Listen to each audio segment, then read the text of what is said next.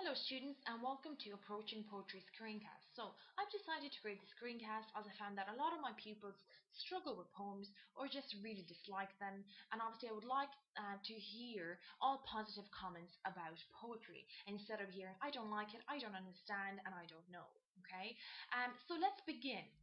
First and foremost, how do I approach poetry? Of course, there are numerous ways of how you should approach poetry, but of course, you will have to at some stage approach, have a certain plan of how you're going to look at a particular poem.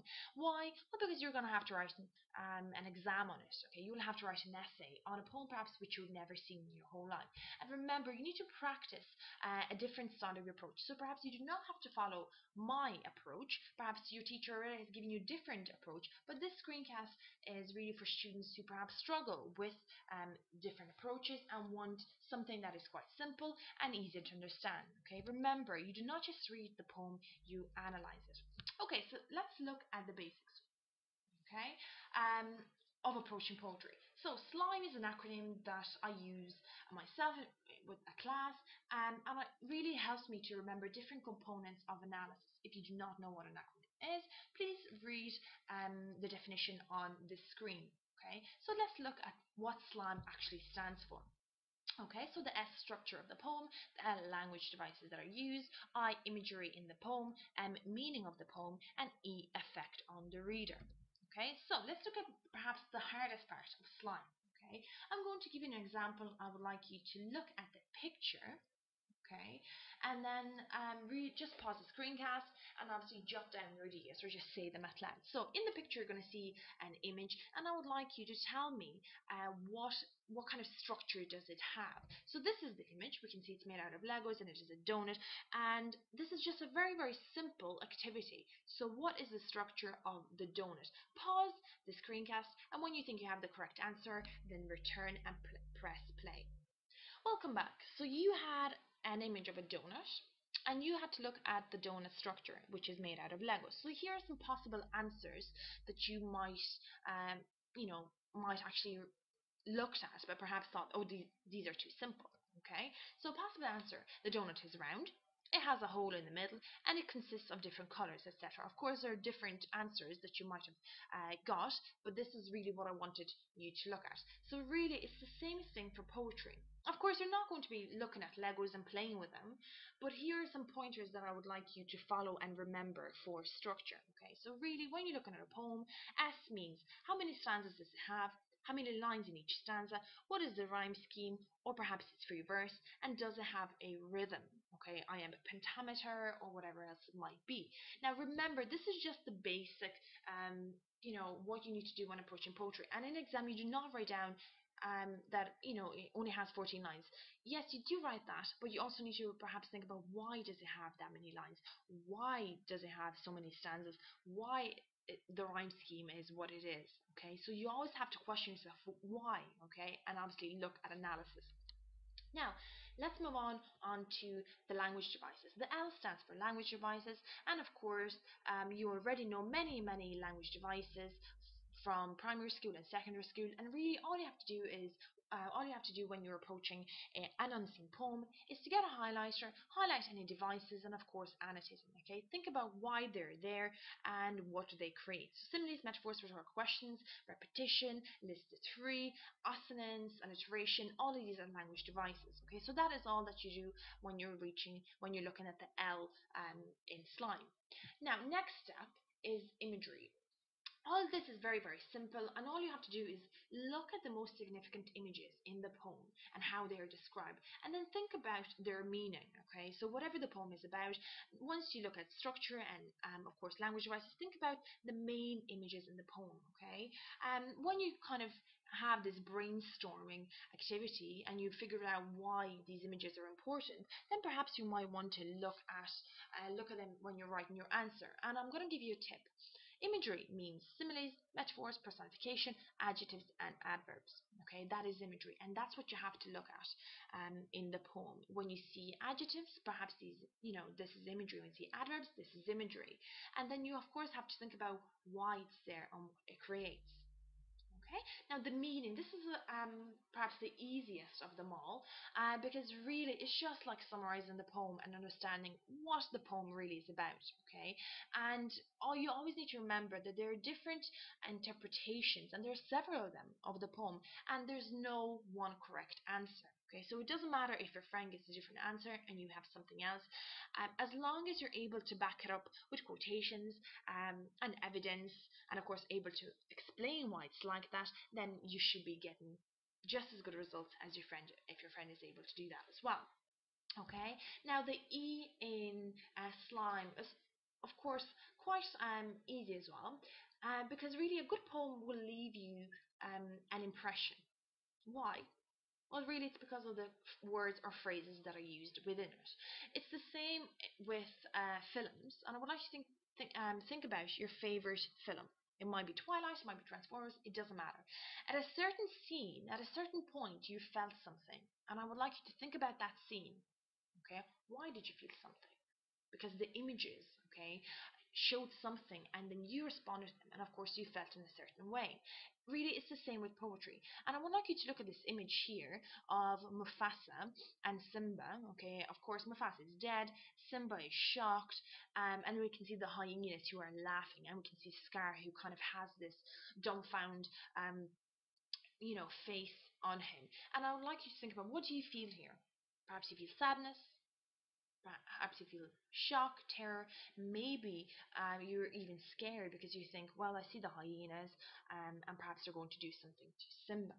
So I'm going to show you one stanza from a poem. It's called Pray Before Birth, and in this poem, it is a fetus who's speaking, okay? And the fetus says, I'm not yet born, oh hear me. Let not the blood-sucking bat, or the rat, or the stoat, or the club-footed gowl come near me.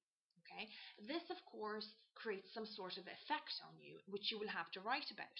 So if a fetus is speaking, he's not born yet he's afraid of bats, rats, and of course he's afraid of ferrets and these gowls or ghosts. Okay, and that kind of should create a certain image in your head. Why is the fetus, why is the fetus afraid? And then of course you should have some sort of effect. Maybe you're scared for the fetus, maybe you're puzzled. Okay, and that really is the effect on the reader, which you will have to include in your essay. So now, really, I'm going to show you a mini activity. And yes, I know sometimes we like to be lazy and just be told what the poem is about and what we need to think and do. However, you need to make sure that you're able to think for yourself, and that if you are going to use this strategy, that you are able to use it well and know what you need to do. Write down on a piece of paper. I'm going to show you obviously a different poem, well, a poem, and then of course you'll have to jot down your ideas, slime, and then come back to the screencast and we'll look at the answers. Please don't cheat. Please don't just keep listening and then let me tell you, but actually do have a go at it. Do attempt to look at the poem. So this is the poem Piano by D.H. Lawrence, and I would like you to look at structure, language devices, imagery, meaning, and effect, and then pause it and come back when you've done this. Welcome back. I do hope that you've actually completed the activity, and I would like now to look at the possible answers. You might have different ones in some sense, and that's absolutely fine. So let's begin with the S, or the structure. Okay, looking at this poem, of course we can see that it's made out of 3 stanzas. We have 4 lines per stanza, and we have rhyming couplets that are used. So me and C rhyme. So of course we're going to start with the first letter of the alphabet, and that will be AA. Strings and sings rhyme again. So of course we're going to look at the second letter of the alphabet, and that is going to be BB. Now the forward slash represents a movement onto a different stanza, and of course then song and belong rhyme, so that is CC. Outside and guide DD, and obviously continues. So hopefully that's what you looked at in the structure part. Now remember, in your exam you only have to do this for only a couple of minutes. Okay, and of course it's really for practicing before the exam doing this. Now this is very simple because we just looked at the basic what is there. Now we haven't actually analyzed anything. We haven't analyzed why the rhyming couplets are used. Perhaps they're used because it should represent a song. Okay, there are many different possible answers that you might want to include, but we're just looking at the basics for now. Okay, let's move on to the language devices. Now, there are many language devices that are used here, but I just wanted to look at two, okay, in just a little detail. So we have personification in line 6, the heart in me weeps to belong, and we can see that it is personification because the heart actually cannot weep. It doesn't have voice, it doesn't have lips, and therefore it cannot weep. So it is personification. Okay, it is giving an object human-like qualities. Okay, so we can see this personification is used to intensify the reader's response, and perhaps is also used to show his sadness. So this man is sitting in perhaps a pub or an opera house and is listening to a woman who's singing to him. Then he starts to remember his past and goes down the memory lane and thinks about all these things that he used to do when he was a child. And he begins to remember his mom singing to him. And of course, once he remembers this, his heart kind of gets heavy. Okay, he really misses that time, and therefore we have this personification that is used, weeps to belong. So he wants to kind of go back to that time when he was really happy. Okay, another device that is used is simile in the last line, a weep like a child for the past. Okay, and of course you can see, you know exactly why this is being used, and all you have to do is just analyze what that means. Okay, now so what images are particularly strong and why? Okay, so for me, I can really see the child sitting under the piano, the mother singing, smiles as she sings, atmosphere in the living room. So the old Sunday evenings at home with winter outside, you can always see himself wrapped in a little blanket.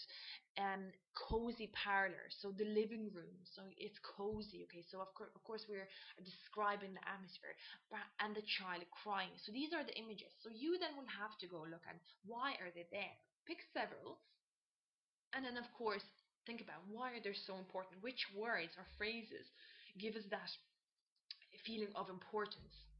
Okay, the meaning. So, really, this poem is about a man who remembers his past when he was a child. He begins to reminisce about his mother singing to me. He comes back from his memory and begins to cry, which, of course, is not very manly. Okay, and the effect. So you might have different effect. For me, it might make me forlorn, which means sad, and perhaps it might feel, I might feel a bit helpless, because I'm not really able to console the author at all. And this really needs to be your own personal feeling towards the poem. So whatever you feel, you might think, well, the man is a bit silly. Of course, please don't write that in an exam. But it is your own, the effect that the poem had on you. Okay, you might have to read this several times, but remember, just slime it only for a couple of minutes, jot down your ideas, and move on. Now, really, we reached the end of the screencast, and what I would like you to do is to, think about what you have learned watching the screencast, and of course, take a few minutes to think about this. Okay, because really, I do not want you to waste your time watching this, and I would like you to use this as well. Of course, if you have a better way of doing it, please feel free to use your own ideas. But I feel that slime is a perfect way to begin to grasp the poem and to begin to understand it. Now, there are of course some few things that I would like to point out. This strategy should only take a few minutes. So you need to practice it. The better you get at it, the quicker it will take you to kind of look at a poem, read it, and then slime it. Okay. If you have another way of approaching poems, please feel free to use it, because as a teacher I understand that sometimes students go and listen to other teachers or whatever else it might be, but if you have a better way of approaching poems and really understand them, then of course use it. But if you feel this helped you and made you feel confident, then of course use this. And really, the screencast was created for students who are less confident when approaching poetry. So if you think that's you, try it out. If you feel it doesn't work, you don't really understand it, you don't have to keep working with it. Likewise, if you really like this video, or perhaps you really like my voice, or you really like my images, then please feel free to comment underneath and say something positive. Because as a teacher, I know that the best prize that we can get is where a child or student says that they really enjoyed something, or they really understand it. So really, for the next couple of minutes, I would like you to pause the screencast, and of course think about what have you learned watching the screencast. It might be something big, it might be something small, and if you really liked it, please feel free to comment. Okay, best of luck in your exams. Bye bye.